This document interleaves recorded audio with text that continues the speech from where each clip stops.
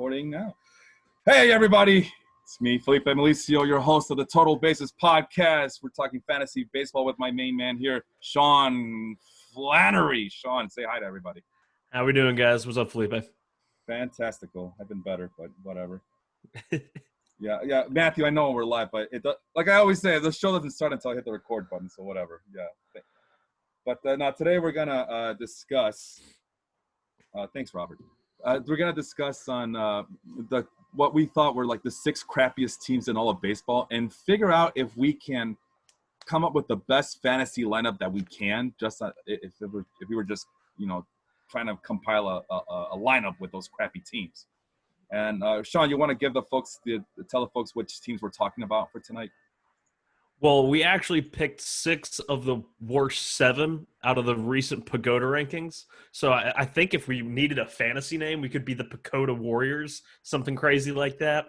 So it's going to be the Mariners, Marlins, Royals, Orioles, Tigers, and Pirates. And Bears. Oh, my.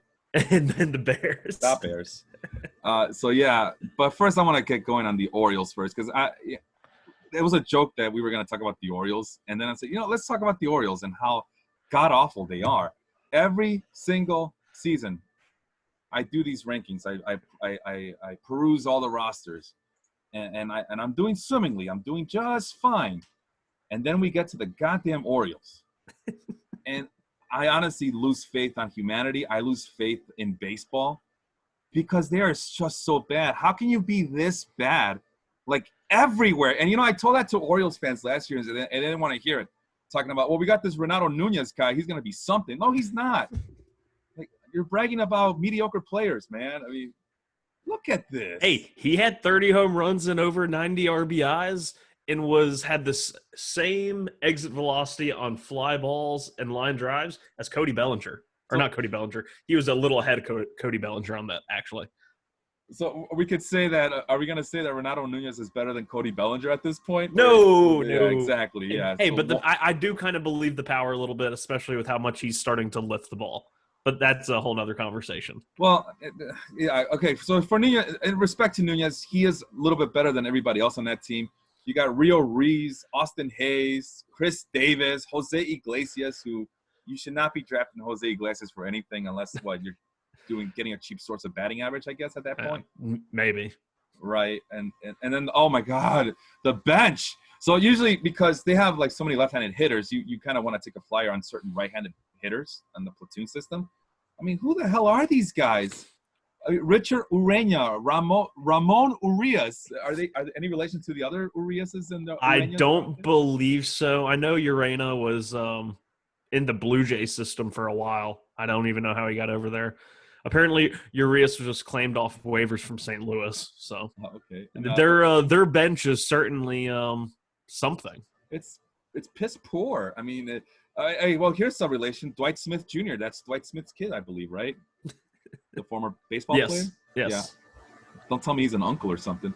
And then, as always, the pitching. Like as far back as I can remember for the Orioles, they've always had like these highly touted prospects coming up their system, and they all fail. Hell, even Jake Arrieta came through the Orioles system, and it took him. It took a trade to the Cubs to kind of resurrect Kevin Gausman too. Gausman. And look what happened to him. He left. Yep. He left Baltimore, and he became a viable pitcher again. Same thing with Dylan Bundy, who was supposed to be a really good pitching prospect, and he kind of flamed out over there, riddled with injuries, riddled with inconsistencies. I know that the ballpark's small, but I think there's something to be said about lack of development over there. Would you agree with that? Or yeah, I would agree. I mean, and speaking of Bundy, his when he was a top prospect, he also had a guy right behind him, Hunter Harvey, who may be appearing on some of these on our fantasy roster of the best of the worst. There's another one. Hunter Harvey he was like the bee's knees just a few years ago, and suddenly he's like 25 and already relegated to bullpen duty. I mean, hey, but he might be a closer. He's gonna get you saves when you fantasy. I mean, yeah, I mean that's great, but he wasn't like my thing is. I guess again, this is where the mix up between real and fantasy come into play here. Yeah, but just from a real standpoint.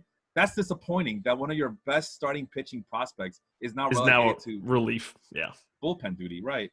And I mean, and the DJ Stewart's injured, but did we really like DJ Stewart as a viable fantasy player? Not really. I mean, unless you like Yeah. DJ Stewart, I don't know. No, not a fan. I'm more likely to draft Kristen Stewart in Detroit than I would DJ Stewart. How about don't give me any Stewart? How about give me Shannon Stewart? Is he back? How about Kristen Stewart? Kristen Stewart from the Vampire whatever movie. Oh, I was really confused there for a minute. They're throwing you a curveball there. Yeah, I was The like, last pop culture podcast what? last night, baseball podcast this today, and now everything's related. The one guy that I've been kind of mulling over, Sean, is Adley Rutschman, because we talked about on these shows how don't trust a catching prospect, whether it's real or fantasy, especially in fantasy, because nothing will disappoint you more than a catching prospect. But then I started thinking, like, okay, so what makes these rare catching prospects succeed, like your Buster Posies of the world, your Salvador Perez's, and how do you differentiate that from the Matt Wiederses, the Toby Halls, and Willen Castros of the world?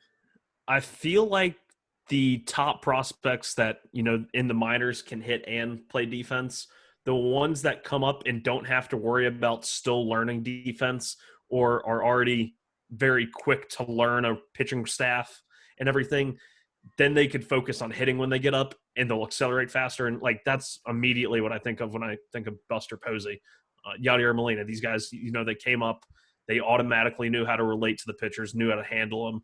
And so it wasn't like they were having to juggle too much on their plate at once, which is usually what befalls most young catchers. So with that being said, do you believe Adley Rutschman could be that guy, or is he just another catching prospect that will flame out? He can be, but I don't think it'll be 2020. I think he debuts next year. I wouldn't be surprised if he's one of those guys who gets a long-term extension before spring training 2021. Interesting. Yeah, that seems to be it. I mean, for all intents and purposes, the hitting tools are there, and it seems like the defense is there too.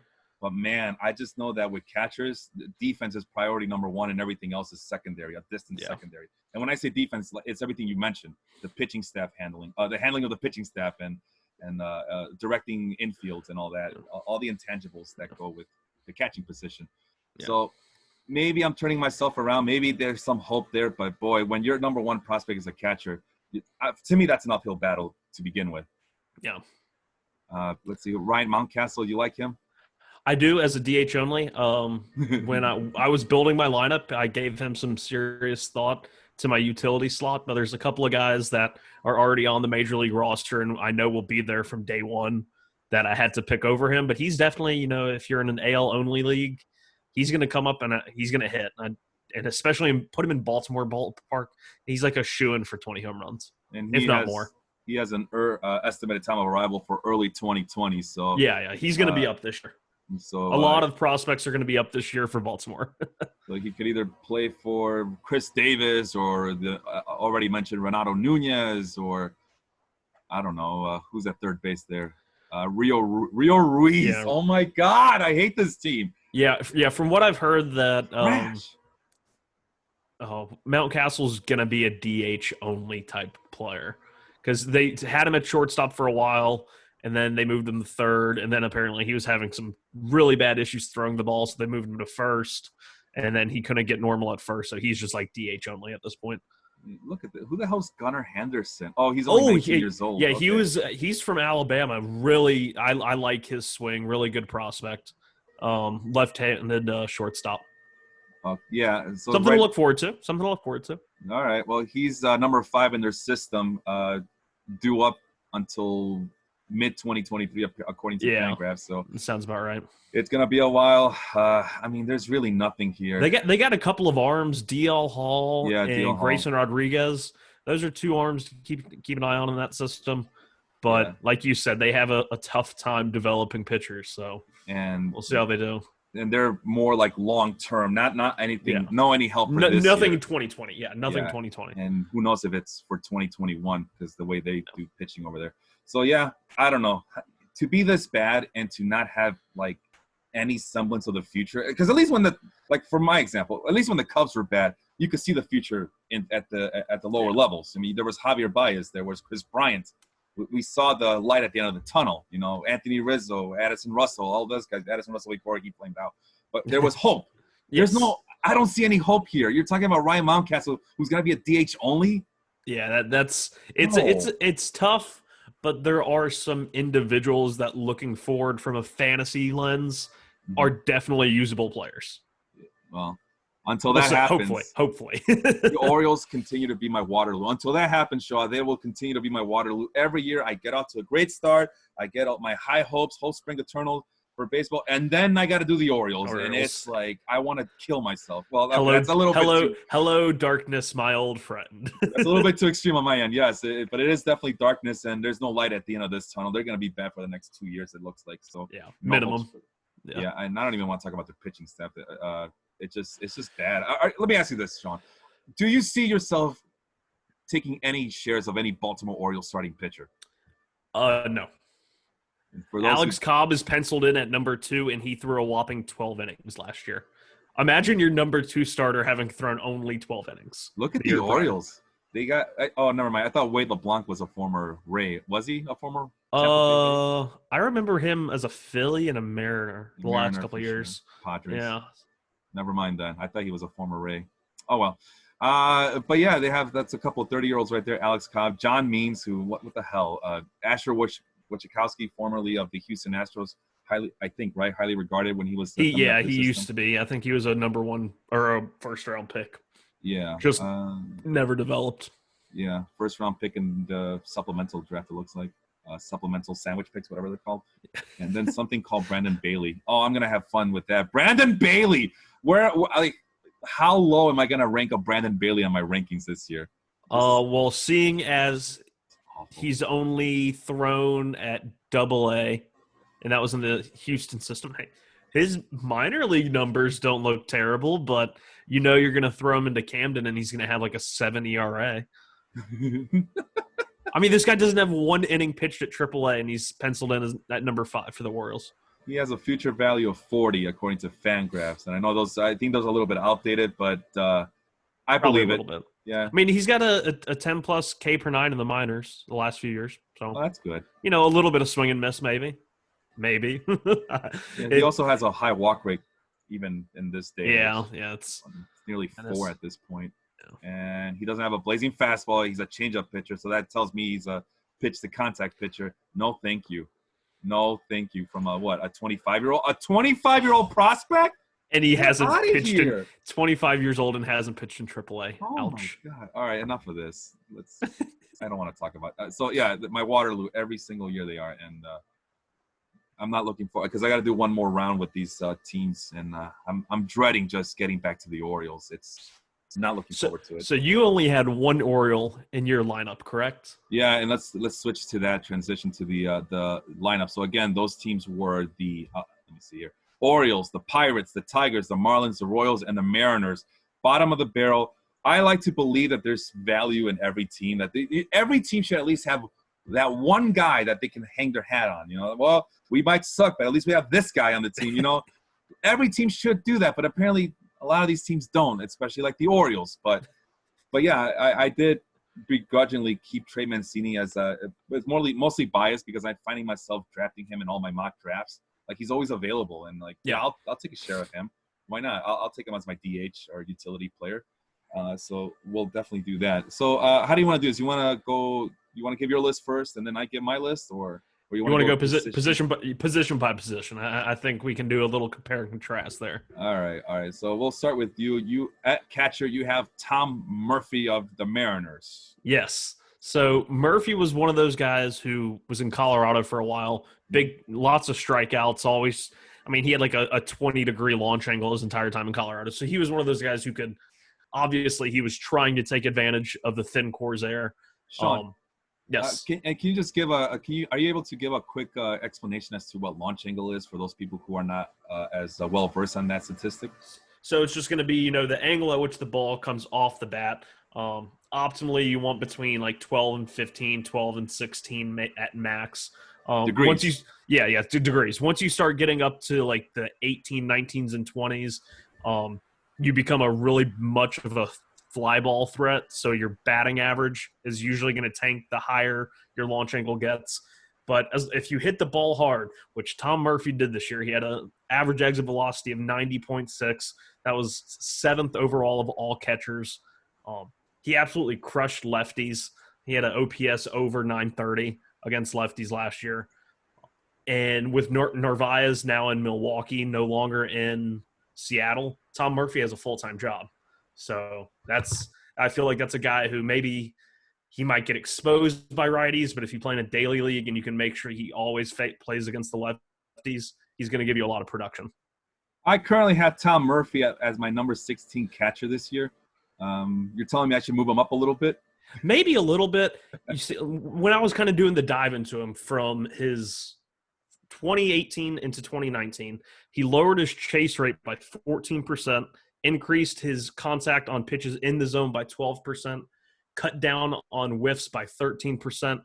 And when you add all of that together, he was swinging at better pitches, making better contact on those pitches he did swing at, saw his barrels increase by over 5%. And of course, barrels is baseball savant's metric of hitting it at a certain exit velocity at a certain launch angle. So it's like saying, you hit the sweet spot of the bat, you really barreled the ball, putting a number to one of those very colloquial baseball eye terms, he barreled the ball. Well, now we can actually say he hit it at this degree, this launch or this exit velocity. That's what we're going to call a barrel.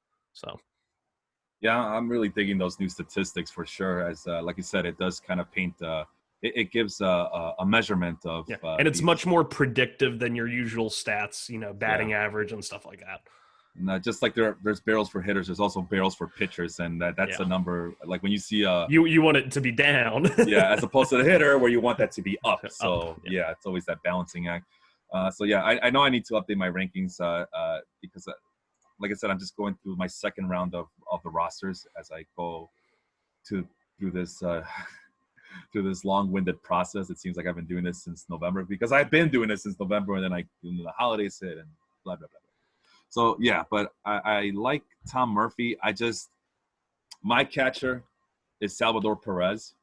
I totally forgot about him, but then I felt like I felt confident enough in Murphy to where I'm not going to bank on Perez coming off Tommy John, especially in a points league, but Perez really should be one of your best players in a roto league. Or best catchers in a roto league.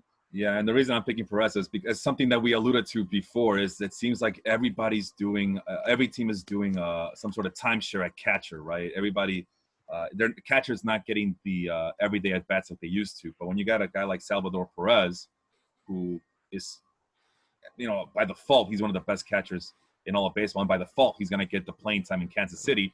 Like, I want all of that. I know he's coming back from surgery, but I want him in my lineup every day, getting those at-bats, and I've been drafting him in every single mock draft. When I see that Salvador Perez is the best catcher available, is the best catcher available in these drafts, I don't hesitate.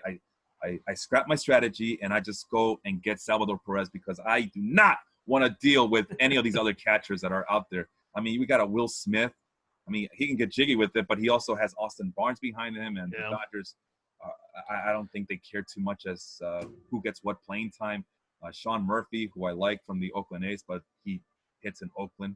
Would you rather have Salvador Perez or Omar Narvaez? Salvador Perez. Ooh.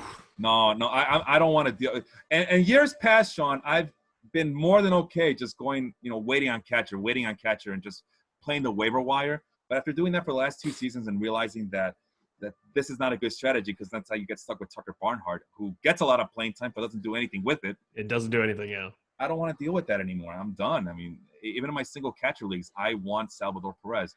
Our league is a 2-catcher league, right? The league that we commissioned. Mm-hmm. So for that, I definitely want to hunt early for catchers because, you don't want to be stuck with 2 mediocre catchers, let alone with one. Yeah. So. I mean, in 2018, he played in 129 games, 27 home runs, 80 RBIs. It's really good for a catcher. But if you are drafting him, if you play in a points league, be wary. He's never walked. The strikeouts are around 20%. I mean, he batted .230, had an on-base of .274 in 2018. and he's coming off a year in which he didn't play at all. So I guess we'll just have to see how he looks in spring. In a roto league, I would bump him up because he's going to get a good amount of playing time. He's going to get RBIs. He's going to get home runs, and he is a bit of a StatCast darling, high exit velocity and stuff like that. But in a points league with those strikeout and walk numbers, I'd be very hesitant to even touch him. Right. Yeah. And that's the reason I don't want to, I wouldn't want to target him, but just knowing what else is out there, I don't want to deal with it, man. I'm done. I know that's the reason I don't draft him, because of all the things that you mentioned. But, like I said, at least, like you mentioned, he's a StatCast darling.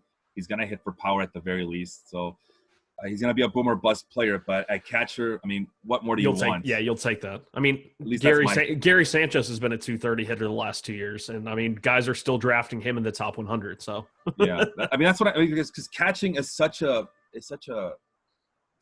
I don't know. It's getting worse every single year. It seems like if you're waiting on for like I got Yadier Molina at number 10. If you're waiting for Yadier Molina, you're screwing yourself, because that's the opposite trend now, isn't it? There's a guy with little power, but he doesn't strike out a lot, but he also doesn't walk out a lot either. But he gives you a high contact rate for a catcher.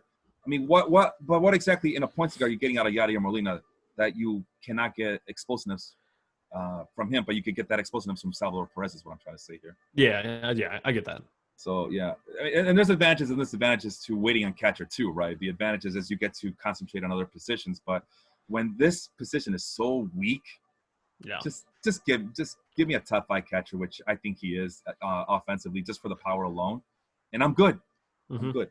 So he's gonna give you run production too with the RBIs, because he's gonna bat towards the top part of that lineup. So. Yeah, and that went into my thought process as well with him, because that is important. I mean, if I could tell you who's next is Wilson Ramos. I mean, he's okay, but he doesn't. I don't think he brings the power that Perez brings. I already mentioned Sean Murphy, Will Smith. They come with their own baggage. Carson Kelly comes with his own baggage. You might as well go by default. Salvador Perez is the most reliable of that bunch, and if you're like looking at. If you miss out on the top 5 at catcher, you're looking at the next 5 and 10 catchers that are available, and you're like wondering, what the hell am I doing here? How did I miss out on a good catcher? And I don't want to deal with that this year. I don't want to go through Tucker Barnhart 2.0. I'm done. So that's enough out of catcher. Who's next on the list for you? We've looked at each other's lineups. First base and corner infield, we have the same 2 guys. We just have them at separate spots.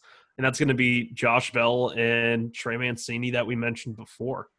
Your thoughts on Josh Bell before I go rambling?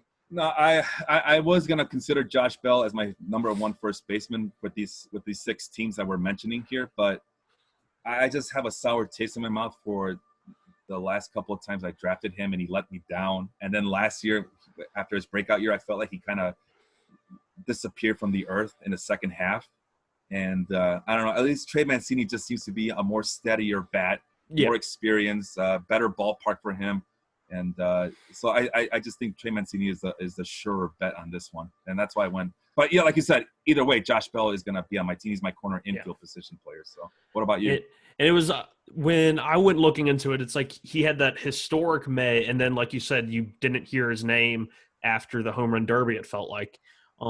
I was listening, I believe, on CBS's fantasy podcast, and they referenced an interview that after the All-Star break, Josh Bell went hunting for breaking balls. And because he had noticed a trend, and I looked it up, and it was there, that he got fed more and more breaking balls as the season went on. And, like, by the time it was in September, it was up to, like, 30% of the face pitches he was getting were breaking balls. And so he kind of, instead of adjusting to a breaking ball and sitting on fastballs, it was vice versa. And the numbers did go down, but they still they didn't bottom out. It was just not what he did in May, which was the historic, like 12 home runs and like 20 something doubles in a month. It was stupid, but he was 90th percentile in exit velocity, hard hit percentage, expected WOBA, and expected slugging. Increased his fly ball percentage, decreased the ground ball percentage, and increased his pull percentage, which when you hit the ball that hard and you do those 3 things, you're going to see historic outputs of power. So Steamer projections has him coming a little bit down to earth. Still a great a source of power, he is, but they think that his season from last year was kind of flukish. So that's something to be wary about. Whereas for me, the reason I went with Trey Mancini over Josh Bell is because I just think Mancini is a little bit more steadier, despite the fact that he plays on an even crappier team than Josh Bell. So no protection and no base runners, blah blah blah. But I mean, I think the biggest knock on him this year will be he's not going to have as good of hitters in front of him and behind him. So Josh Bell? Bell. So I'm not sure if the production will be there. I'm sure his individual home runs and his ratios and stuff like that will look good. 275, 360 on base. But the runs and RBIs might go down this year. Yeah, and that's losing Starling Marte. Yeah. I mean, there's a lot of question marks in that lineup. He's not one of them, but there are a lot. Yeah, and there's a lot to like about Josh Bell. He's 6'4", 240 pounds. He comes with pedigree. He's right in the middle of his prime. But yeah, I need to see more of that consistency, because I still have a sour taste in my mouth from drafting him in my dynasty and keeper drafts in 2017 and 2018, where you thought he was ready in 2018. He just kind of what do you call it? Shit the bed. Yeah, just a little bit.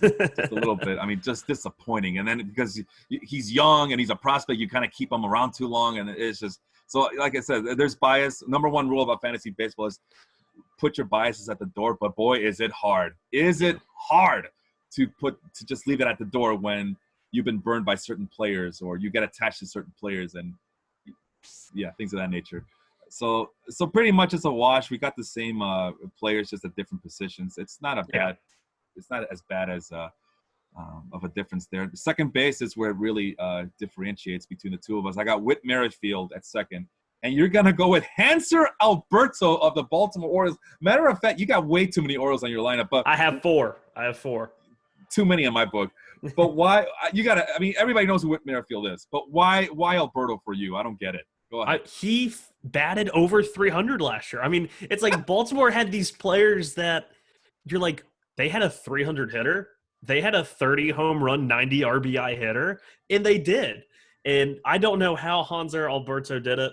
He was in the bottom 1 percentile in exit velocity. He did not hit the ball hard, but he hit it. He hit line drives, and he had the 88th percentile in expected batting average.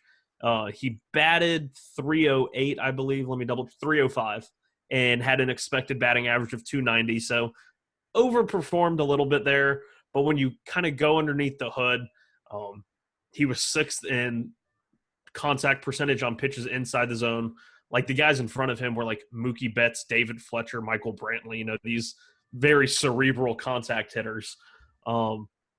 He doesn't strike out. He doesn't walk. He swings at everything.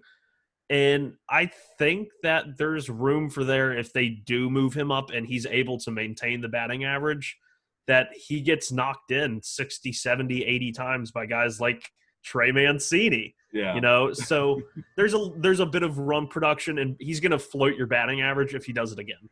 So that's a batting average floater. My honorable mention at second base was Nicky Lopez for the Royals. And he's a guy who had 167 walks in the minors and only 139 strikeouts. So considerable amount more walks than strikeouts. So those are the two guys. Whit Merrifield I have in my outfield. You have him at second base. So yeah, so he's not entirely removed. I mean, we all know who Whit Merrifield is. By the way, Hanser Alberto. He's my 47th best second baseman on my list. And he's on my starting lineup. You're my second baseman, Alberto. I'm showing confidence in you. And then he also qualifies at third base. He's my worst third baseman right now. So good thing I don't have him at third base. Yeah. So anyway, he is not going to hit for any sort of power. It's kind of actually amazing that he hit 12 home runs. Like when you consider how soft he hits the ball. I mean, we're talking Billy Hamilton, worse than Billy Hamilton. And that takes effort. Like, you have to try and do worse than Billy Hamilton.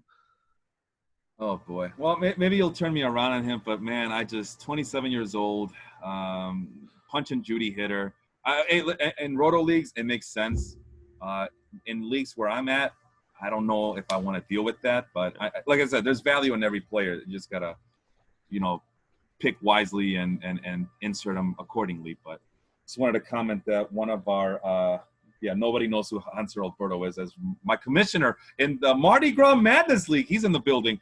He's wondering who the hell's Hunter Alberto.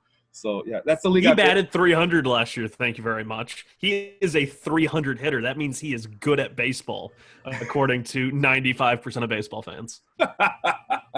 And for those who've been listening to me forever now, that league, that's the league I always brag about. That I've been in that league for 20 years, and that's my keeper league. I've seen mostly downs, but every once in a while I'll catch lightning in a bottle and really surprise some folks. Kristen Yelich MVP. Thank you very much. Let me tell you something, Sean. The joy that we get for having a platform like this one here at the Baseball Life Group is to be able to share our expertise and just share or just have a conversation about fantasy baseball in real time with everybody else. The disadvantage, rivals taking notes and getting into our brains. Like Matthew Whelan of the Lab, he just came off of doing the podcast not too long ago. He goes into this podcast and he's already doing what the Astros do and just take intel from us. He knows writing down everything. I'm sure he has putting everything we say into an Excel spreadsheet. No, that's stealing it straight from us. I'll tell you what, man. I don't know. People got to let me know. I got to believe that there's more people who use Excel, Microsoft Excel, for their spreadsheets for fantasy baseball season. But it's because of that keeper league that I got the idea to use Excel, and I've been using Excel for like the last 20 years or so, just for my fantasy drafts. Does anybody? I just want to know from other people out there. Do you use Microsoft Excel to do your rankings? Sean, do you use Excel? Sometimes. Yeah, it's more of I'll use them when I download a split leaderboard from Fangraphs or something like that, and I'm trying to mess around with the numbers, and that's mainly when I use it. Of course, Whelan responds that he does indeed use Excel. Excel is life. # no more groups. That's it. We're done. I mean, we do have a new one called Daily Life, but that's it. I'm done. No more. I don't care how much. I don't care how much you beg, borrow, and steal for me to get one for you. I'm done. No more groups. Anyway, let's move on to shortstop. Our first position where we have completely matching. Too easy. Adalberto Mondesi, and this is another Hanser Alberto, but better. Yes. I mean, the bat speed is there. The guy who swings at everything. I don't know if he limits his strikeouts like Alberto can, but he does not. Strikes out about 3 times as much. But what he does do is steal them bases. And that's a valuable commodity in categories leagues, in roto leagues, and traditional leagues. That's the guy you want. But let me ask you something, Sean. Do you draft a lot of Adalberto Mondesi in your drafts, in your mock drafts at least? You see, last year I was all aboard the Mondesi hype train. I actually ended up picking both him and Merrifield in our Baseball Life League. And those first 2 months of the year, he was one of the best. I think in our league, he was ranked the number 1 because of how much he was contributing in steals, runs, and RBIs. As the season went on, he kind of faded, and then he got hurt with the shoulder injury, which he ended up having surgery on. So going into 2020, that is what I would be really worried about, is because shoulders are so finicky for hitters. Sometimes they come back like nothing happened. Sometimes it takes them 2-3 months to get back just to normal form. And for a guy who never really hit the ball extremely hard, you're really concerned about what that does for his batting line. I mean, because last year he was a 260 hitter last year, 290 on base, but had an expected batting average of 230. So he definitely outperformed, but you kind of expect that for a guy that's as fast as he is, one of the fastest in baseball, not even really close. But when you're he had 43 steals last year in only 102 games. I'll tell you if he played 150 games, he's probably pushing 70 steals. And that's for some of the reasons that you already mentioned. I'll tell you what, man. That's the reason why I dropped him down to 13th, despite the fact that he can get stolen bases.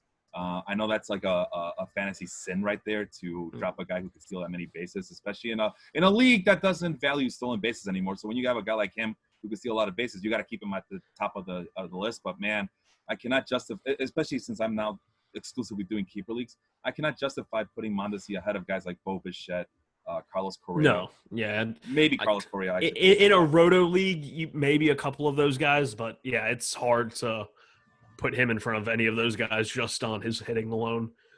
But for other shortstops that I had to kind of handcuff myself on this roster, in Miami, they have two guys, both John Birdie, and he was going into the offseason their highest paid player, Miguel Rojas. Both are like very much gadget players. They play all over the field. I think Birdie played every position except catcher and first last year. Birdie's going to give you a good amount of steals as well, bat about 270, 280. Neither of them strike out a whole lot. They walk at a good clip. So those are two guys that it'd have to be a really deep league, but you're probably going to get your money's worth if you are able to use John Birdie or Miguel Rojas if you're in that much of a pinch. By the way, I see that Robert says that he sometimes uses Excel. And I'll tell you what, man, I guess I should just go out and say it. For those who are too lazy and don't want to do your own Excel cheat sheets this year, I will sell you my basic sheets for $5 a piece. Just send me that money to PayPal. There's other expensive packages that come with more bells and whistles. But yeah, if you're just looking for something basic, I will give these away for $5. There, I said it. Cheap plug. But there you go. All that money's going to go to the baby fund that's coming soon. So, so there you go. Maybe you should start a baby life group. Charge admittance into the baby life group. No more groups. No more groups. I'm done. Let's see. Where were we? Where is my thing here? Oh, okay. So we're at shortstop. We finished shortstop. I mean, we both agreed that Mondesi is the tops here. Nobody else, besides the players you mentioned, deserve any more mentions. Yeah, I think that's. I have. Okay, I have a mention. Sorry. Well, you. Okay, so he's in your middle infield. Let's go with middle infield now. I noticed you got Kevin Newman, who's like a very dark sleeper for me. I like Kevin Newman. I like what he did last year. Do you believe in Kevin Newman for this year? I mean, obviously you got him in your middle infield, but do you really believe in him? I mean, just looking at his minors numbers, I mean, he's always kind of hit for a pretty good average. And you'll laugh at me, but when I look at his baseball savant profile, I see a very similar profile to Hanser Alberto. He was in one of the worst in exit velocity numbers, but high exit batting average or expected batting average. Everything says that the batting average that he put up last year, which was, I think, 300 something in the majors.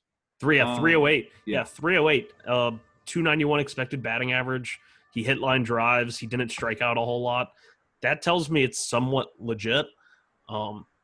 As long as he can stay healthy and fend off the likes of like Cole Tucker and, I don't know, Eric Gonzalez, I think he should be able to.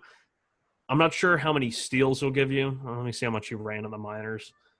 He never stole more than 11 bases in the minors, so I'm not sure how many stolen bases you're going to get from him. But the contact profile, which I felt like there were a lot of just good contact hitters. There's not a whole lot of good all-around contact and power among these six teams. But, yeah, Newman's definitely one of those contact hitters along with Alberto that I would like to target from these teams. Yeah, I like Newman so much. And if I can get both Newman and Kramer, that would make my day. But I know they have a guy named Kramer too. But no, yeah, I think that's who I was thinking of, not Eric Gonzalez. He's on the team, but yeah, I have him ranked as my 19th best shortstop, and he also qualifies at second base as well. So, and it's because of that. I'm intrigued by this quasi power and somewhat stolen base potential that he has here.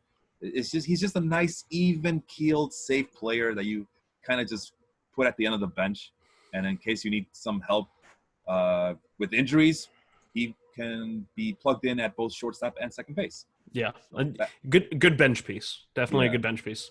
Yeah, and then so that's Kevin Newman. Like I hear a lot of what you're saying. I hear a lot of your concern, but I mean the one thing, like you just mentioned, the one thing going for him is that he should get plenty of playing time.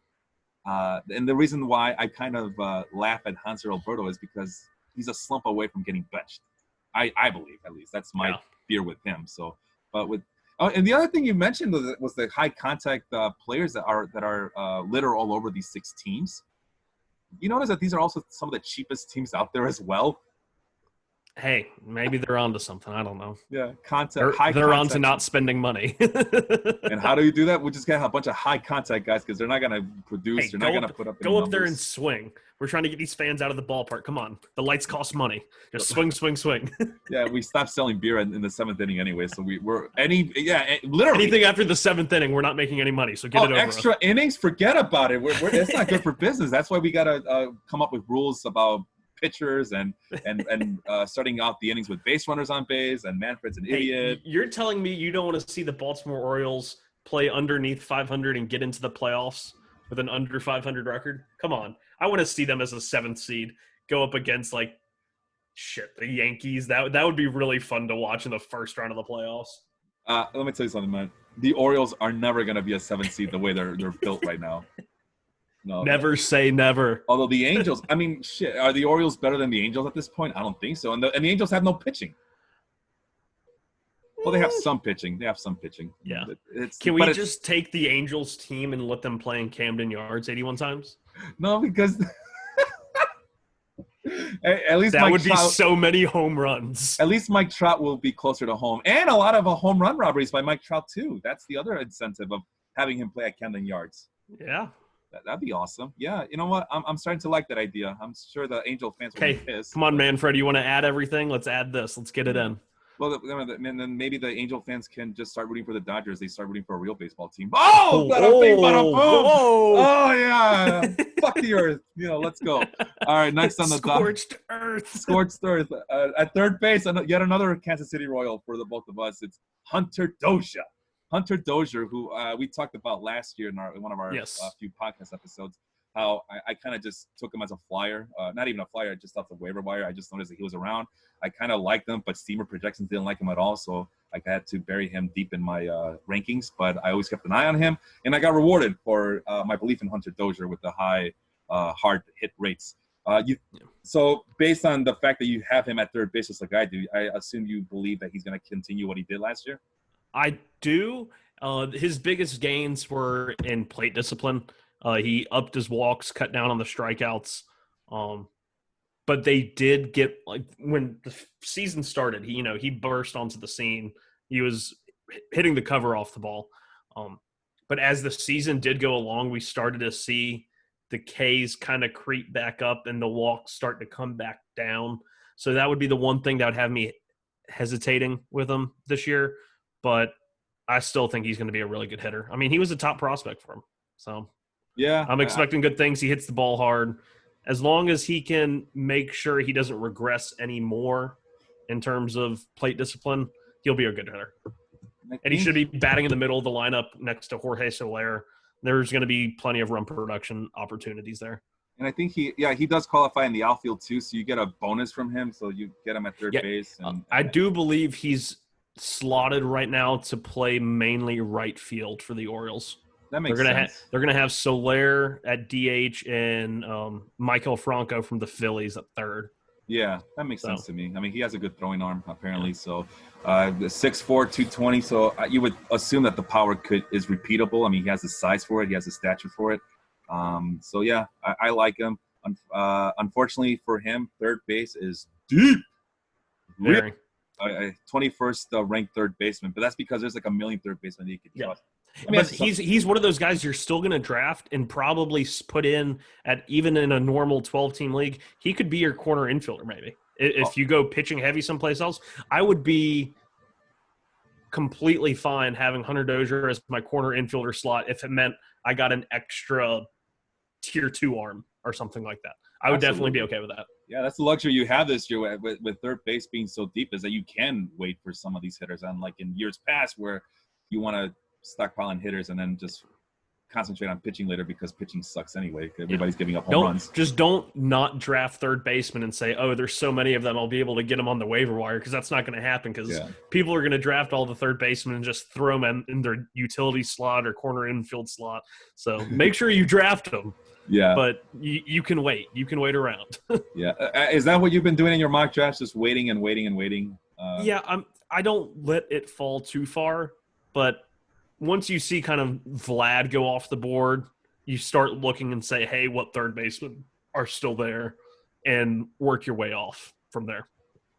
Apparently I pissed off our guy Matt Whelan. I was joking, man. I was joking. No. Oh no. I Here's the understand. angry emojis. Yeah, I know. But it's like hook, line, and sinker with the Angels fans sometimes, and it's just too easy sometimes. But nothing but love for my Orange County brethren. One love. Let's face it. Orange County needs a team. I mean, they got Disney World, and Disney fans need a place to watch baseball. They got their Anaheim Angels of Los Angeles County, California. Shit. Anyway, so that's that. Where are we going? Are we going in the outfield now, huh? Okay, yeah. So let's go with your trio first. You mentioned we already talked about Whit Merrifield, and people should know who he is. So there's really no reason to keep talking about him. Austin Hayes and Jorge Soler, who you also talked about. But are you a big believer in Jorge Soler? Yeah, I'll just touch on Merrifield because everyone kind of has the notions on him.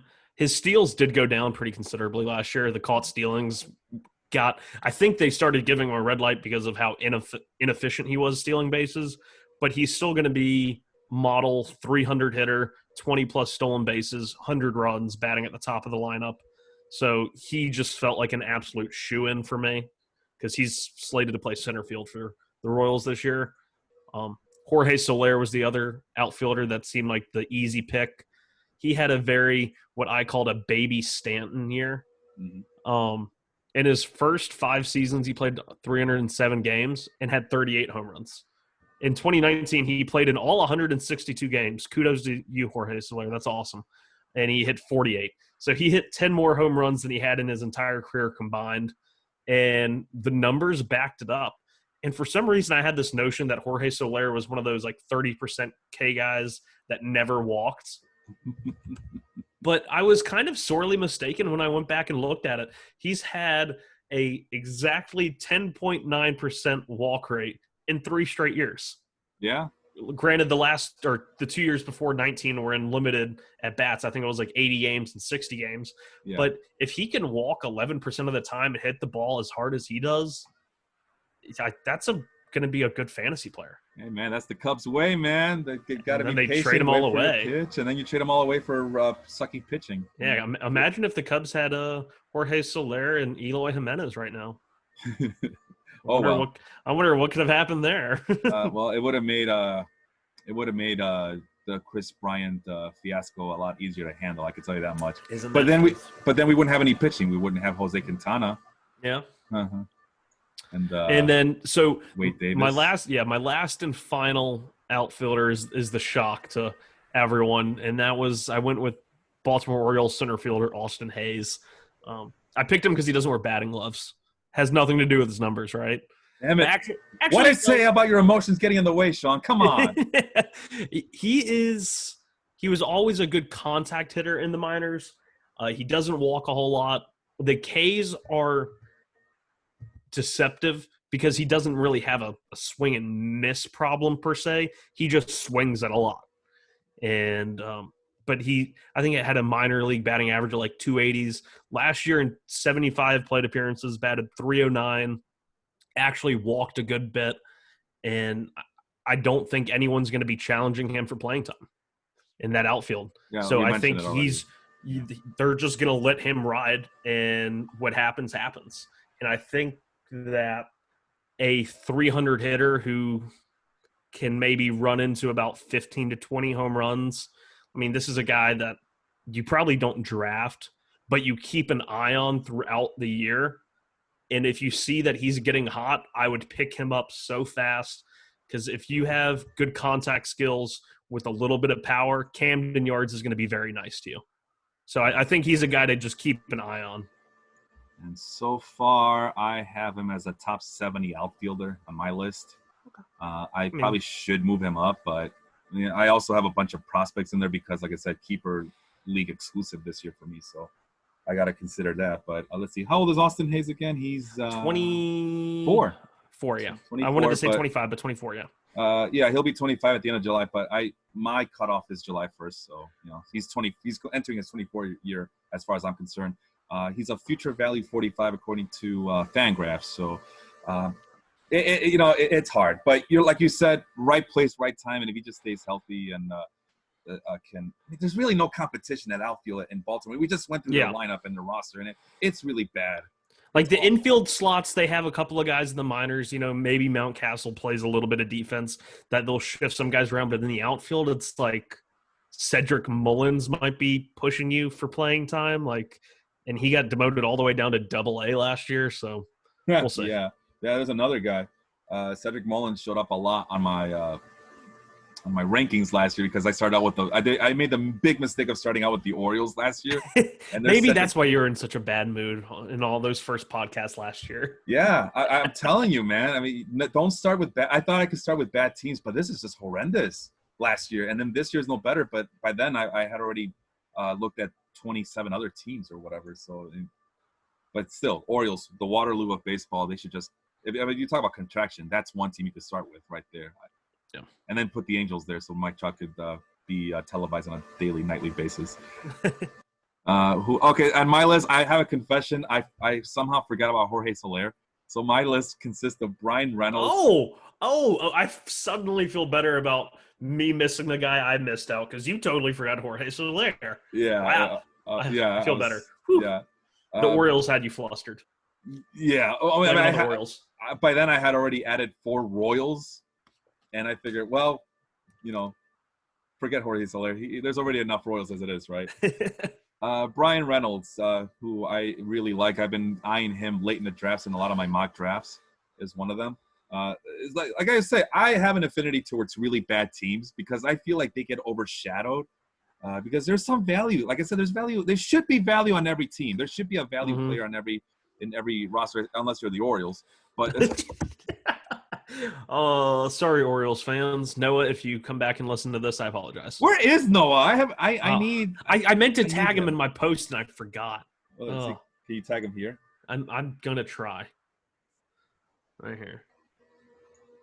All right. In the meantime, Brian Reynolds finished the year with 16 home runs, on base percentage of 377. So if you're in an on base league, that's music to your ears. If you're in a batting average, you hit 314. That's a pie right there, Sean. 314 right there.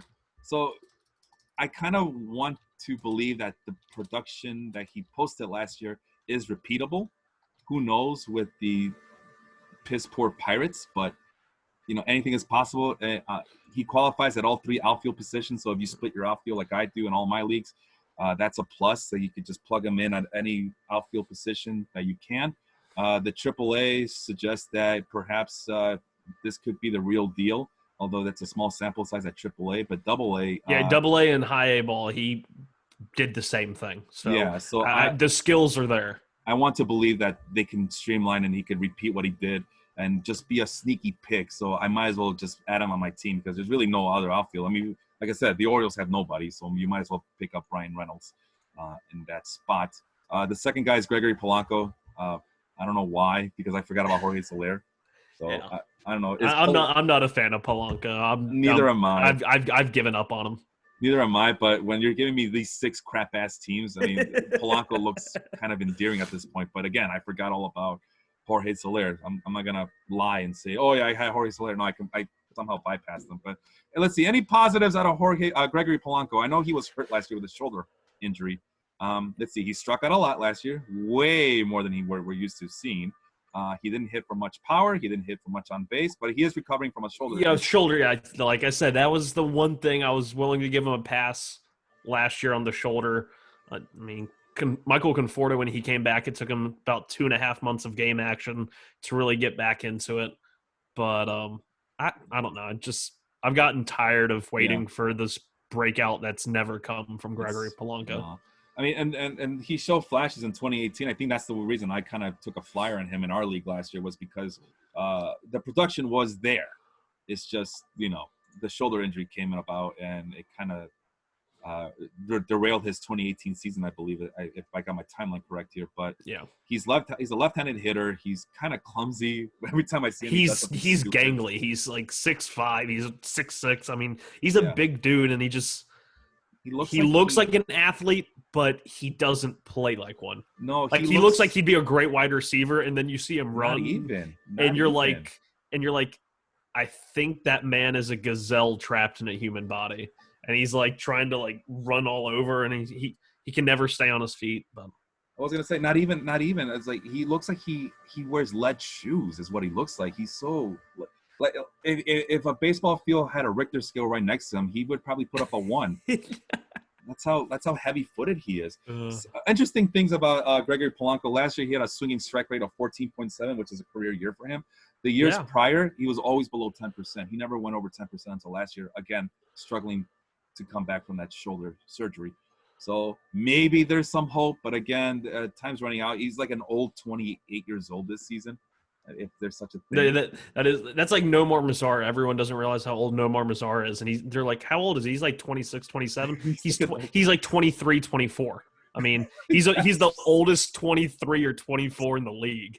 I think built the same way as Gregory Polanco too. I think yeah, both tall, pretty tall, big, yeah. Yeah, you think Jacob says trash. I don't know who he's talking trash about. Or probably Polanco. That's so okay. So I'm not the only one, but again, the only reason I picked him was because I forgot about Soler, and then again, 3 craptacular teams. Well, this is the best of the bunch. It's okay. I forgot Brian Reynolds, but he would slide in next at my utility slot if I had remembered him. Right now, I have Brian Anderson there. Yeah, I didn't pick Jonathan VR, but if I was in a roto league, I guess I would have to just for the stolen bases. But I don't know what it is about Brian Anderson. I just really like him. I see a lot of Martin Prado in him. Maybe might be a good or bad thing right there. Yeah, it's a little bit of both. I think he's slated to play out or right field. VR is going to play third base, I think, according to roster resource. Yeah. But utility slot, I would have definitely picked Brian Reynolds because I think that batting average and on base percentage is going to be legit. I think I'm going to move on Jonathan VR on my rankings. He's already like my number 15th shortstop. He qualifies at second base. You're telling me he's going to qualify at third base he's going to pick up third base eligibility. Because second base is going to be Isan Diaz for the Marlins. Right. Big power, not very high average, but that's kind of a. Is that the kid who hit a home run off Jacob deGrom last year? Yeah, and like in his second, it was his first career home run, and it was off deGrom, and it was on, I think maybe like his third or fourth career game. Yeah, and his dad was in the stands as he was being interviewed. Yeah, his dad was being interviewed when it happened. Yeah, that was a pretty cool moment. Yeah, Malik Smith is my third outfielder. I hate Malik Smith. Steals, but that's the reason, because of those stupid ass steals, and everybody tells me, well, you got to bring him up your rankings. And plus, it looks like he's batting leadoff in Seattle for now. We'll see. But Malik Smith, he's just that guy that you see him and he's like, wow, that's the ultimate baseball player. And then you pick him up from waivers and he starts to suck again. So I mean, he's like D. Gordon, who's also on that team. And according to roster resources, I don't see how this actually happens, but they don't have D. Gordon starting. They have Shed Long starting. Yeah, Shed Long was acquired by from the Reds a year ago in the offseason. And I mean, what do I know? But that seems fishy, seeing as D. Gordon's being paid like $15 million this year or something like that. That's Epler for you. Is it Billy Epler? No, it's Dipoto. Dipoto, sorry. Epler's with the Angels, right? Yes. Is that what I'm thinking about? Yes.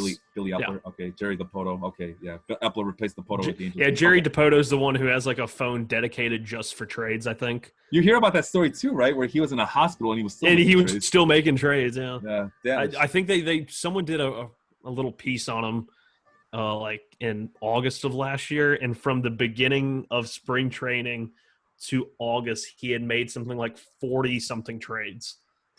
Just in terms of like minor league, major league, it was something stupid. It's like this guy's phone is probably just screaming, "Help me!"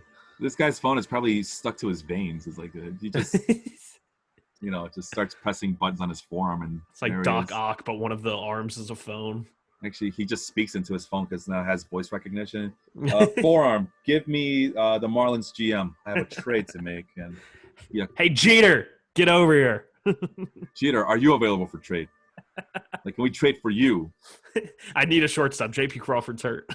J.P. Crawford sucks. That's okay. So that's the 3 outfielders. We already mentioned Josh Bell before. You already mentioned Trey Mancini. Jonathan Villar. We've mentioned him plenty of times in our last podcast.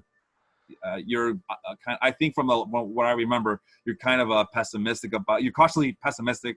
And me, I just told you that I want to move him up my shortstop rankings because he's going to qualify at third base. So somewhere in the middle is the real. I'm not a huge VR fan, but I do recognize the fantasy value. I don't buy into the profile really at all. I got burned by him after that 60-something steal season in Milwaukee, and I drafted him like 17th overall the next season, and he was just god-awful. So I'm done with Jonathan VR. Everyone else can have him in his steals if they really want it. Let's see, but Hanser Alberto, he's okay. That guy is a guy that you. Hey, he batted 300. so did the Spartans at Thermopylae. Yeah. Brian Anderson, he kind of came through at the end, and then he got hurt. That seems to be like the underlying theme. He was good, and then he got hurt. But Brian Anderson, he kind of just came out of nowhere late last season in leagues where you were in need of an outfielder / third baseman, and he kind of came through at the end. And it's like he saw his barrel rate jump 3%. Exit velocity kind of was the same. He hits line drives. The hard hit rate is always high.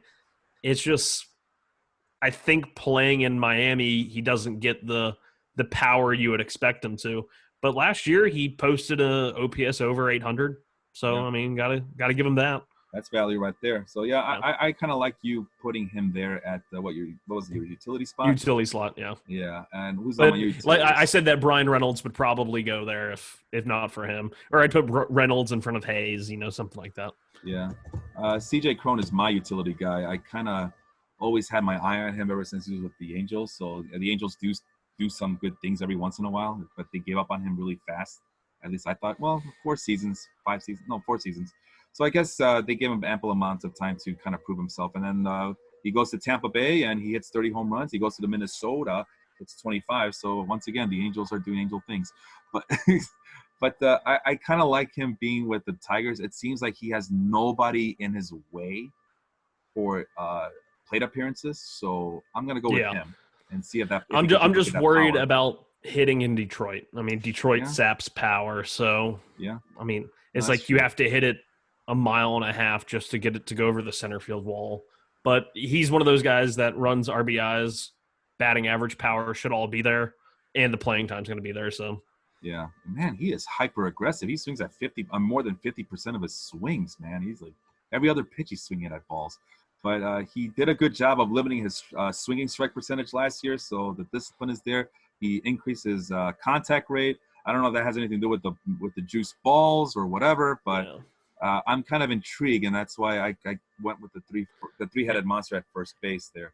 And I will say this before we jump to the pitchers. There's a guy that neither of us have mentioned, and I contemplated putting him on there, but Corey Dickerson is, he's going to be starting outfielder in Miami. Yeah. And, I mean, I feel like that could be a really good 280, 290, like 40-something doubles. Like, I feel like that could be there in a utility slot. I don't know. I'm just saying. I feel like I get it. It's just I hate that guy. He's left-handed. I love Corey Dickerson. He's left-handed. He gets neutralized by left-handed pitching. It seems like, and ever since he left Coors or he was shipped out of Coors, it seems like he's been an afterthought. He did well with the Rays, but again, it's like I don't trust him because he's left-handed. Yeah, like I said, I never thought his splits were too bad versus lefties.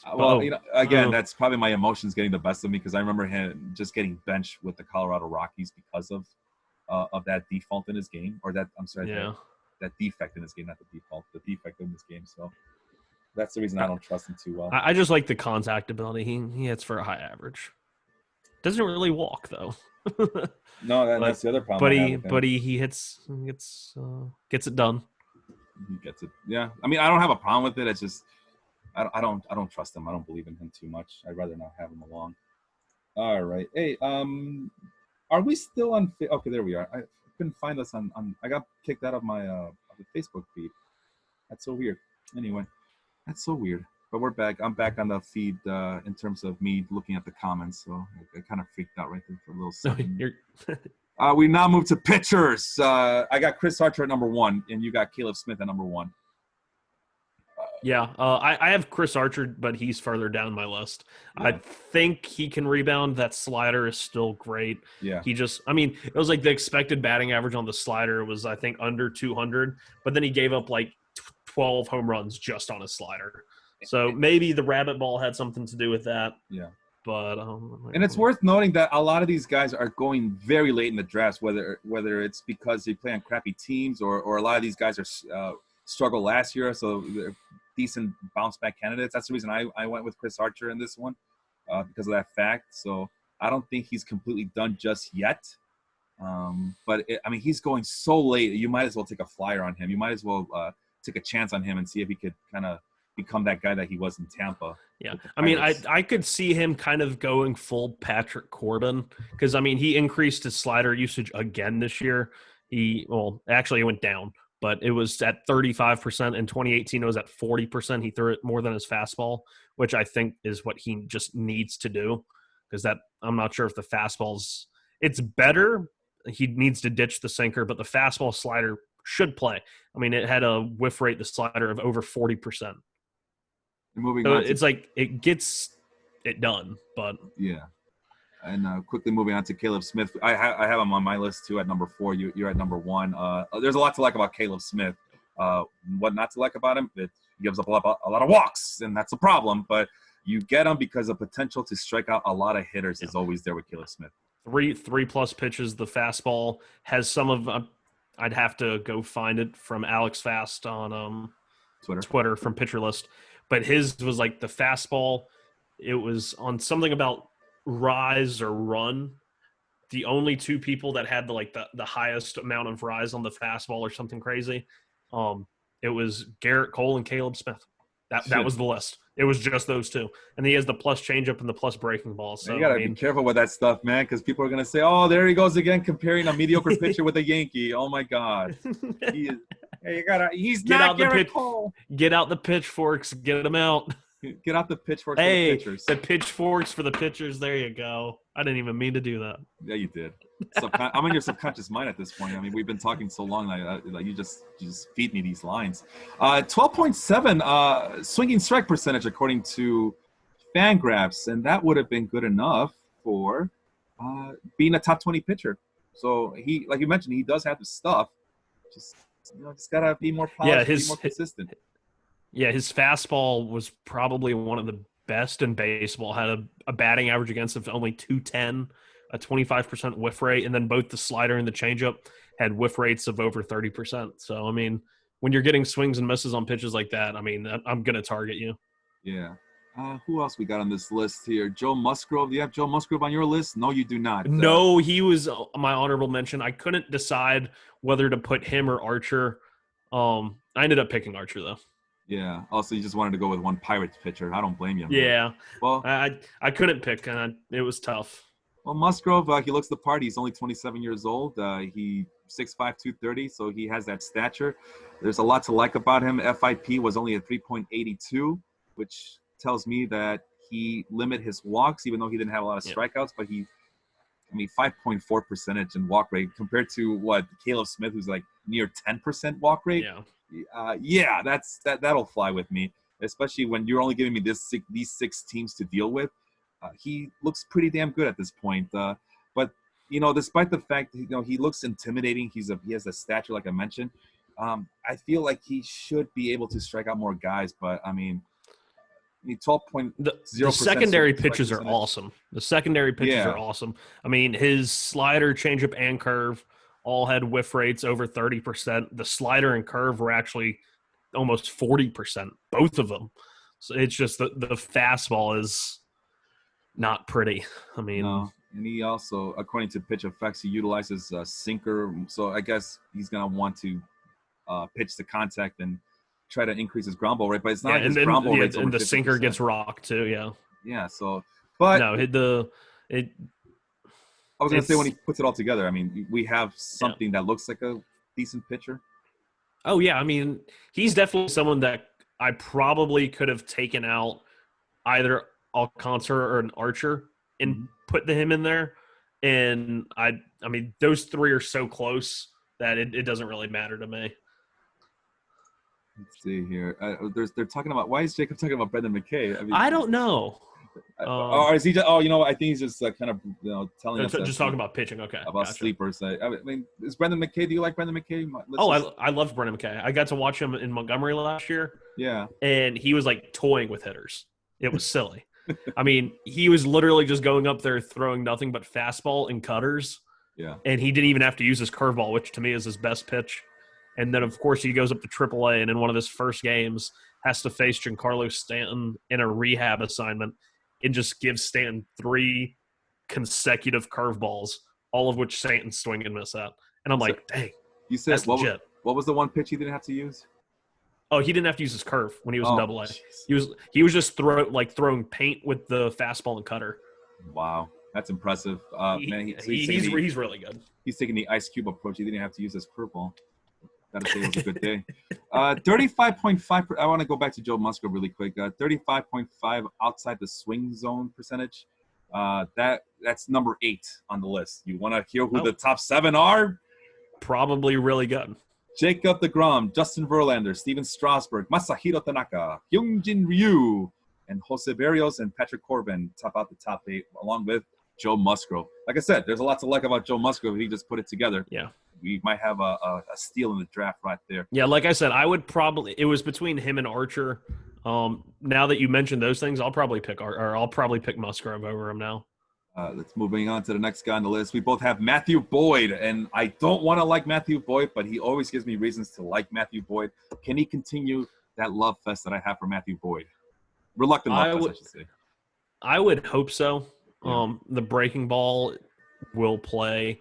I'm just not sure about the home runs, because that's really what was his bugaboo last year. Yeah. But it's like there was a lot of players in baseball last year that they didn't give up a whole lot of hits, but when they did, it just seemed like it was a home run. Yeah, well, it's the juice ball era, man. Yeah, and he was one of those guys. But the slider was awesome, and he threw it over a third of the time. And I didn't realize that 43% whiff rate. I mean, that's just silly. I didn't realize that he struck out 30% of hitters last year. Yeah, he had that, and then he had, where was it, 200 something Ks and 238 strikeouts and only 185 innings. So I gotta ask, look at this spike. He went from his rookie year 17.1 in those first 3 seasons. He couldn't even top 20%, and then last year he goes up to 30% strike. What do you think is the big reason why the big spike in strikeouts there, Sean? I want to say slider usage, but just going back and looking at 2018. Okay, so in 15, 16, and 17, he threw it no more than 12% of the time. 2018, he threw it 30% of the time.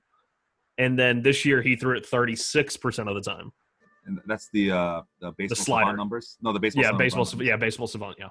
Yeah, so I'm looking at pitch info, and that's completely different. But like I said, everybody has their own thing. But so definitely that is noticeable across all, scouting platforms. Slider usage was below 20%, barely going over 15%. And then in 2018, he just decided that, or somebody told him to just start using his slider more, about 30%. The Patrick Corbin effect right there. Patrick Corbin, Rich Hill, you name them. Archer.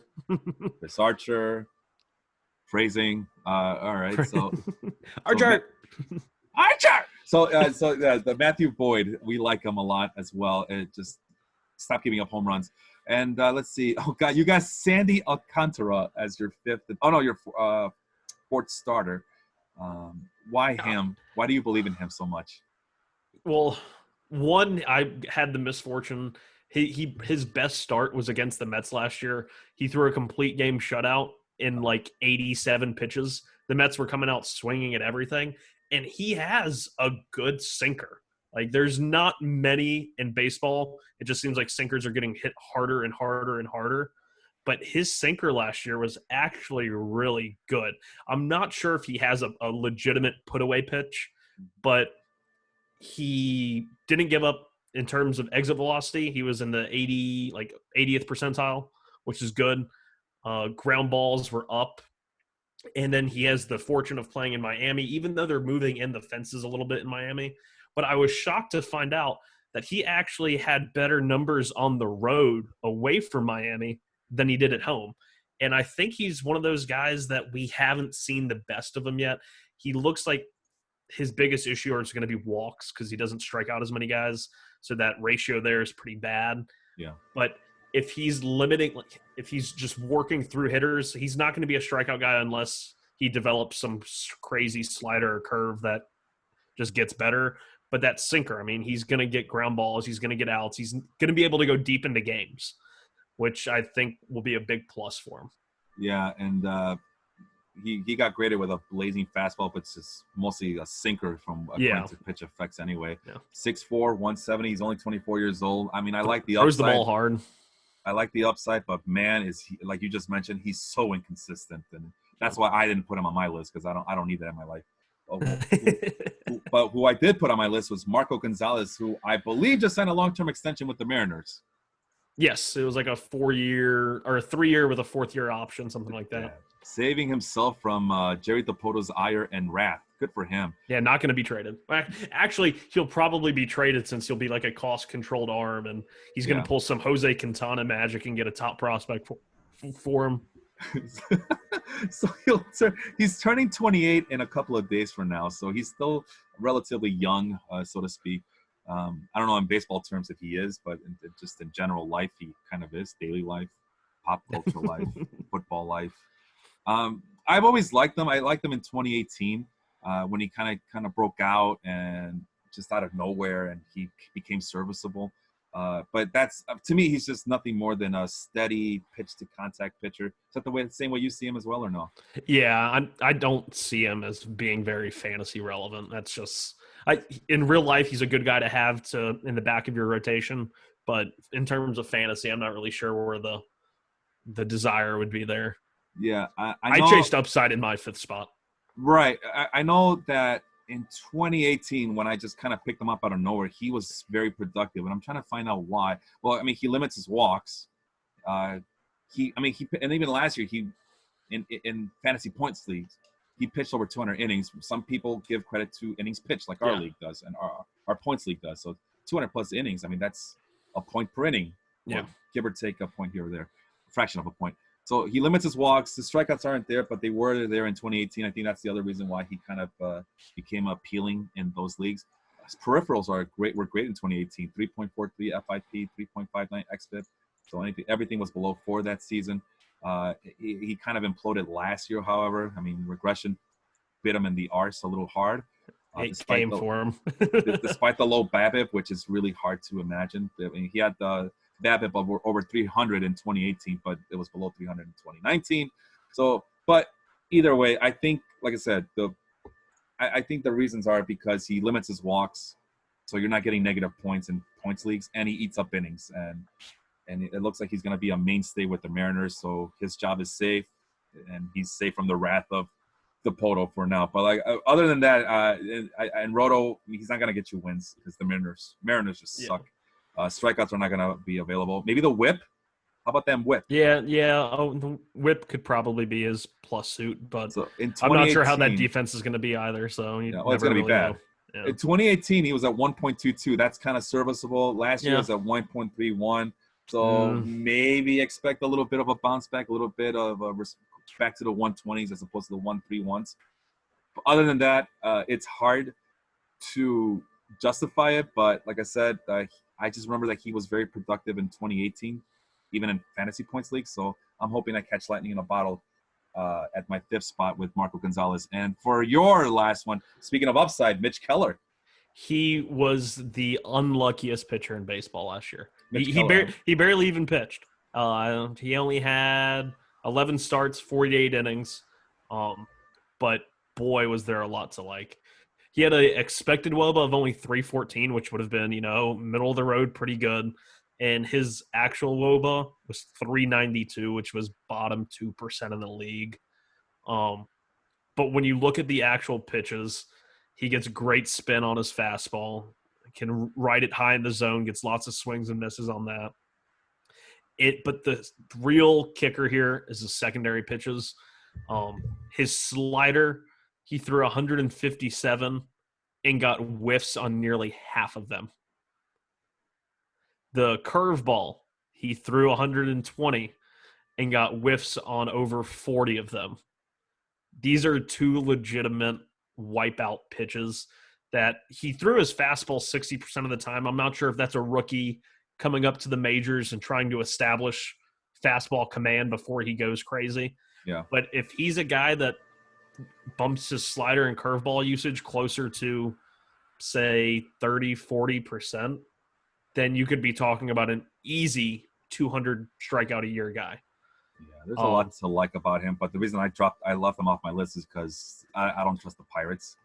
You know, I don't trust the Pirates. I mean, this is the same organization that refused to call up Austin Meadows and Tyler Glasnow and Jamison Tyone for seemingly an eternity, and then they went ahead and traded those the first two guys I mentioned anyway.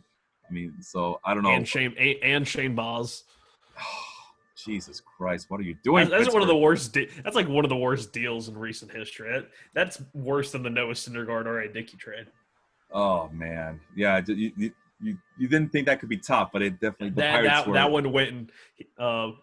What's his name? Nutting went full Leroy Jenkins. He said, "Hold my beer." Yeah, they want a contending team. I got your contending team. Summon Chris Archer, and I don't know. Mitch Keller. The other thing I'm kind of hesitant about is, can he control his walk rate? I mean, it looks like he did a good job in his first 11 starts. He did a good job of controlling that, but can he repeat that? I'm not sure. Especially if he's trying to avoid getting hit as hard as he did, he might try and go out of the zone a little bit. And that's why I hesitated to get him. He's only 23. He'll be 24 come April, but still he's learning on the job. But I love the upside, and hopefully the Pirates don't mess him up too much. He just needs to go full Patrick Corbin and throw the slider and curve. Yeah, that seems to be that's the second underlying tone of this podcast. Just throw more breaking pitches. Throw them all. I'm here for. Oh, speaking of, because we're about to leave starting pitching. Yeah. I watched a lot of swings and misses on Baseball Savant today. I love that feature. And I'll just send you the little folder of files that I have. Oh, my God. But I have 5 videos of swing and miss sliders from 2 guys that we didn't mention that are like deep sleepers. Yeah. Spencer Turnbull for the Tigers. We haven't really mentioned many Tigers aside from CJ Cron. Yeah. And Matthew Boyd. But Spencer Turnbull's another one of those guys. Really good slider. Could benefit from throwing it more. Right. And then even more out there, Jacob Junis had like one of the best sliders in baseball and had, I think it was close to a 50% whiff rate and threw it 30% of the time. I'm trying to pull it up. Yeah, he threw his slider 30% of the time and got whiffs on 38.2% of them. He just has he has a fastball and a sinker that get hit like have a 350 batting average against. Yeah, but the slider is there. And that's the reason. I mean, Spencer Turnbull and Jake Junis, it's the middle of the season, you're looking for pitching, and there's those 2 guys showing up on your waiver wire, and you get excited, and then you look deeper into the numbers, like, oh, that's why he's still on the waiver wire. I mean, maybe if they have a 2-start week against like the Tigers and Indians, you contemplate using them in a points league. I don't really know. And speaking of 2 starts, my commissioner, Robert, is chiming in about Marco Gonzalez. You ask, what value does Marco Gonzalez have in any fantasy? He mentions that he's great at 2-start pitchers, like when he gets those weekly 2-start pitchers, 2-start pitching schedules or whatever. I'm missing on it's late in the podcast. I didn't realize we were nearing our 90-minute, but thanks for everybody for staying tuned. We got a few more players to go. But, yeah, there's your reasoning. He's great for 2-start pitching schedule weeks. Let's just lightning round the relief pitchers and let's send the kids home happy here. Relief pitcher, we both have Keone Kela, sorry. We both have the Keone Kela and Joe Jimenez as our top 2 relief pitchers. In my mock drafts, I've been drafting those 2 just like clockwork. Late in the draft, they're available. I'm grabbing them for the cheap saves. That's one of the most underrated things about relief pitchers on crappy teams is that you still need someone to make those saves. Why not wait a little bit in your draft and not have to spend a high draft pick on someone? We can wait a little later and, get someone on a discount, right? Yeah. The downfall to that, Sean, is at any point these guys could be traded for in the middle of the season for, I don't know. And then suddenly not become closers. Suddenly not become closers. Now, in a league like ours where we do holds and save percentages and what was the other one? Strikeout per walks? That might bode well. Yeah. Yeah, that might bode well for these 2 guys. They might have value, but if you're in a league where it's only saves and that's it, yeah, you're screwed. Yeah. But what a ride it was those first couple of months, huh? Yeah. Got two cheap sources of saves right there. Yeah, I think Jimenez is going to be. I'm not sure if Detroit's going to trade him. They traded Shane Green in very similar circumstances, so maybe they will, but it'd be a damn shame if he was having like a crazy good save season and then gets just swapped at the All-Star break to like Los Angeles and doesn't get a save the rest of the year.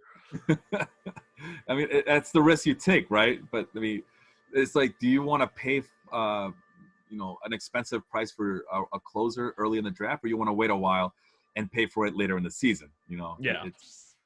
I'd rather have the cheap sources of saves all the time. That's just me, though. One thing that Jimenez has going for him is that he's only 25 years old, so maybe the youth is on his side, and the Tigers will be like, well, I mean, he's young and he's cheap. We can keep him around. He's really, yeah. I think he's under control for like another 3 or 4 seasons. So there you go. Let's see who else we got. I got Ian Kennedy as my third closer. I have Kennedy as an honorable mention because I'm just not buying it. The fastball, he didn't have he had a lot of strikeouts on his fastball, but there was no real plus secondary offering. And I just have a hard time seeing how Ian Kennedy's going to get away with throwing. I mean, his fastball went up to almost 95 miles an hour, but the curve got bombed. I mean, people nailed it last year. And then it's a four seam and a cutter that he throws over 75% of the time between those two pitches. And it's the same reasons I don't trust Ian Kennedy, but the thing I do trust is that the save opportunities.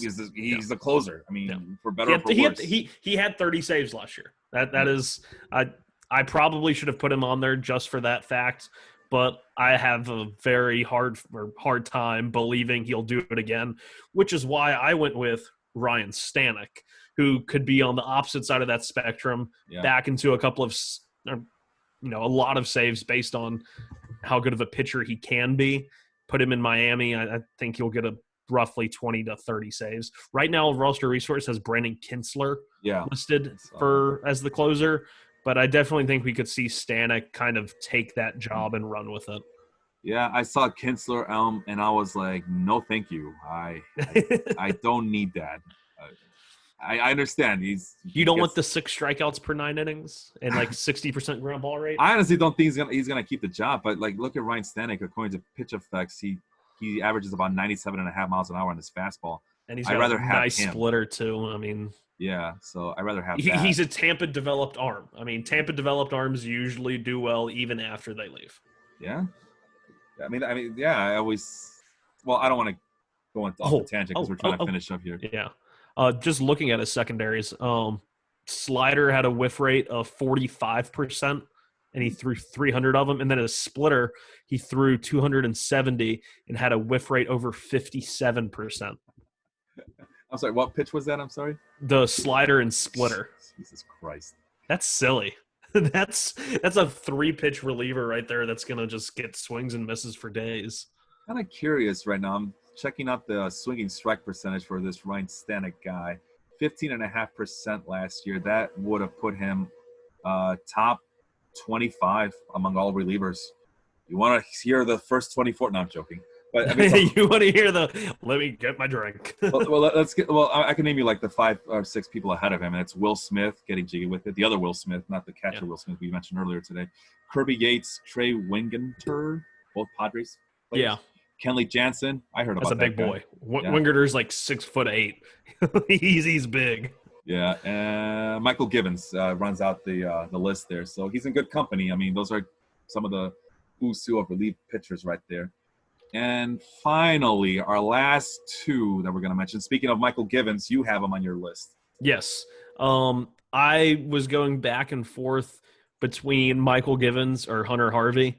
I think Givens is going to be a guy who gets a lot of the early season saves.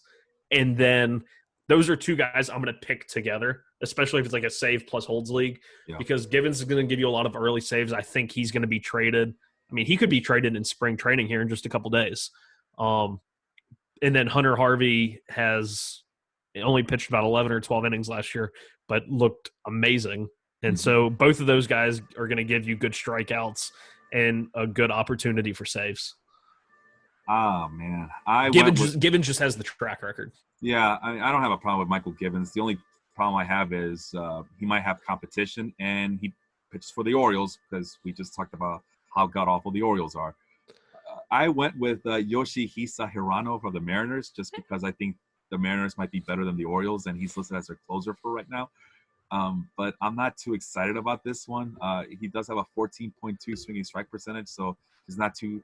It's a one and some change less than Ryan Stanek, but it's Yeah, respectable. he's got a really good splitter. Yeah, And so that's his bread and butter pitch right there. My but only worry is last year Seattle was going through closers like by committee. Like it wasn't even funny. It was like Dipoto would like one guy would be closing and the next week was down in AAA, and it's like what? But if I had to pick one relief pitcher in Seattle, I think it'd be Tui Valala from the Cardinals when he came over. His numbers last year looked pretty unrepeatable, yeah, but I mean the BABIP was insanely low. He had a 3.4 home run to fly ball percent last year, which is insane for how balls were flying out. But he only had a ground ball percentage of 33%. So he was giving up a lot of fly balls, and none of them left the park. So he had a 2.3 ERA, but a xFIP over 5. But I still think I like. I can't even say his name. I like Tui Valala's stuff. See, it's like you have to prepare yourself to say that name, and it messes up all your other I'm words. not even gonna bother trying at that point. I saw the name, like I don't know, thank you, but but I had no problem with the Japanese name, ironically enough. But let's see here. Yeah, you mentioned the splitter. He throws out a lot. Knock on Hirano is that he'll be 36 years old come March. So, but I mean, I looked at the rest of the roster according to Roster Resource, and Matt McGill. I mean, I don't think so. He closed games for like a month in July, and he was a big time fantasy asset in my 30 team league because he was picking up a bunch of saves. I barely noticed. I didn't care. You mentioned your guy Tui Valiala. Yeah, just like that. Sam la la la la la la. He decks the halls. Brandon Brennan. I don't know. There's another guy, Dan Altavilla. Taylor Gibel. He's French. Carl Edwards. CJ Edwards. No, thank you. Johan Ramirez. No, I don't think so. Now, the very unpopular opinion I have with the Mariners is that Justin Dunn, the former Mets prospect that got traded over there, I think Dunn's going to be a relief pitcher. I think if he just goes fastball slider and they put him in the pen, he could be a very, very good relief pitcher. But, I guess we'll see. Right now he's penciled in to start the year in AAA in their rotation. Yeah. But I think he's a relief pitcher going forward. I think I might have seen that name before. He's only 24 years old. I don't have anything bad to say about him, except that he's not on the major league roster at this point, so he's kind of irrelevant to me. No, he's on the 40 man. He's on the 40 man, but he's not on the major league roster. Oh. He's just, like you said, AAA. Yeah. So that's it's like I guess you have to wait and see what they do with spring training. Yeah, because they just signed Taijuan Walker. Because I think before Taijuan Walker, he was slated to be the fifth starter, possibly. Yeah. I don't know. Damn, full circle with that. Yeah, the Walker's coming back. Walker's coming back, man. That guy was supposed to be the next coming of Mariner trio pitchers. They had Danny Hultzen, Taijuan Walker, James Paxton. I'm missing one more guy of that roster of these high-end prospects, and they all amounted to jack shit for them. And Paxton is now out for 3 to 4 months with the Yankees. So, yeah, they're like the Orioles of the West. Is basically what I'm. They're like the Orioles. I haven't even gotten to their failed position player prospects. The Nick Franklins, the Dustin Ackleys of the world. Those guys. Dustin Ackley. God, that's a name I haven't heard. He was supposed to be the next Chase Utley. That guy, and he didn't do anything. For Nothing the Mariners, happened. Didn't do anything for the Yankees. So, and that's a good place to stop. Like I said, there's nothing more to say. This was very challenging because, like I said, these are some of the worst teams in baseball, but we were able to come up with a nice little lineup for ourselves, somewhat respectable lineup. But yeah, it's lacking star power. It's lacking pitching. The relief pitchers, even the saves, are kind of iffy because your closer today might be someone else's seventh inning by July, seventh inning guy by July. But there's a lot to like here. There's a lot of complementary pieces, is what I'm trying to say. So if you have your superstar stable already at the top that you drafted early in the draft, there's a lot of guys you can get late in the draft that go unnoticed because they play on crappy teams and just overlooked because they play on crappy teams. So don't sleep on those bad teams, because value all over Major League Baseball for your fantasy baseball teams. What were we going to say? Sorry? That was exactly what I was going to say. I was like, if you take anything away from this episode, it's that there is fantasy everywhere, even the Baltimore Orioles. So our guy James Edwin Scott finally joins us on the show. He says he likes what we have to say about pitching. If you guys don't know who James Edwin Scott, he basically is Mr. Saber Scout. He combines eye test with some of the StatCast numbers, and he really digs those statistics. So he's a good guy to ask questions in our Baseball Life group. He says that every time he thinks about CJ Edwards, he thinks about bacon Western cheeseburgers because of the restaurant chain, Carl's Jr. I just wanted to point that out because I haven't eaten since I got home. You poor guy. There's another guy, Brad Miller. Brad Miller, as James mentions it. Did he come up originally with Seattle? Yeah. Oh, okay. With the Mariners. So add him to the trio of players who didn't make it and who didn't make it big for the Mariners. Yeah. Let's see. And Paul DeYoung. He mentions Paul DeYoung. I don't know why. I didn't mention Paul DeYoung to you. I think he was just saying because he just signed with St. Louis. Brad Miller did. Oh, right. Okay. Yeah, I like Brad Miller. But fantasy relevant? I don't think so. Not anymore, right? Not at this point of his career. No. Let's see. Unless something drastic happens. Yeah, I think that's pretty much it. But I thought I saw another comment that I wanted to mention, but that's pretty much it for the comments for tonight. Sean, thank you so much for coming on board. Any last word from you? I'll have you give you the last word here. That was I gave you my last word. Find value everywhere, even the Baltimore Orioles. Well, the final. Oh yeah, I just got to repeat it again because that was going to be my little sign off. All right. Well, until next time, everybody. Good luck. Keep doing those mock drafts. Join a baseball league this year. Like I mentioned, I'm booked for the rest of the season, but don't let that stop you from joining in this season because it is a lot of fun. It's a lot of work, but it does give you a better understanding and a better appreciation of this game that we love so much. So until then, take care of everybody. See you next time. Don't go